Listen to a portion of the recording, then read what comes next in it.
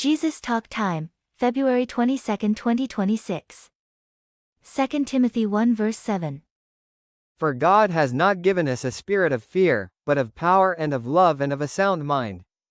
2 Timothy chapter 1 verse 7 serves as a comforting message from Paul to Timothy, delivered in the context of personal hardship and with Paul's impending death in mind.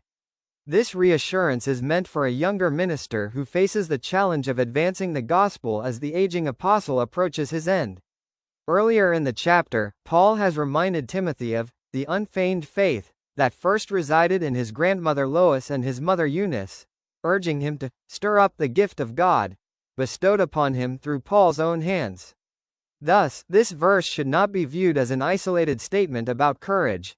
It is part of a direct encouragement to someone engaged in significant public service, who may feel tempted to withdraw under pressure, and is called to revive what God has entrusted to him. The statement begins by highlighting God's nature and generosity. God has not given us the spirit of fear. According to the New King James Version, fear is presented not merely as a fleeting emotion but as a dominating force, a spirit that can seize control over a person's words, choices, and witness. The verse does not suggest that believers will never experience fear. Rather, it asserts that such fear should not function as an overpowering force that suppresses duty and stifles obedience. Paul distinguishes between what comes from God's empowerment versus what arises from external pressures like persecution, shame, or internal hesitation. This distinction is particularly relevant given that nearby verses discuss avoiding shame regarding one's faith or association with Paul while also being willing to endure hardships for the gospel. In this context, the spirit of fear represents the instinct to protect oneself by retreating into silence or distancing oneself from the challenges associated with faithful living.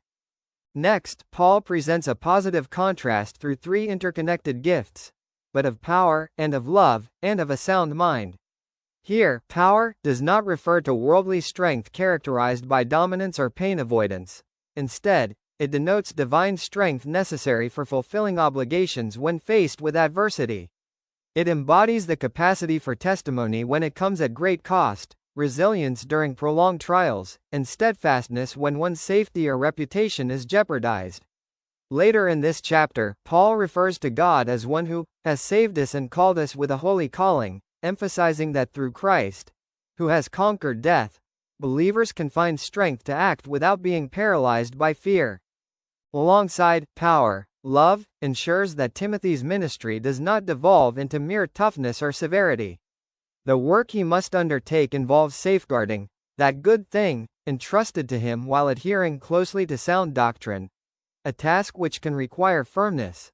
However, this verse emphasizes that true Christian courage springs from love rather than harshness. In this context, love extends in multiple directions. Love for God fuels loyalty despite costs. Love for the church makes shepherding burdensome yet worthwhile. Love for those lost prompts preaching despite risks. And even love for adversaries curbs retaliation and prevents bitterness within the servant's heart. The placement of love between fear and soundness is noteworthy.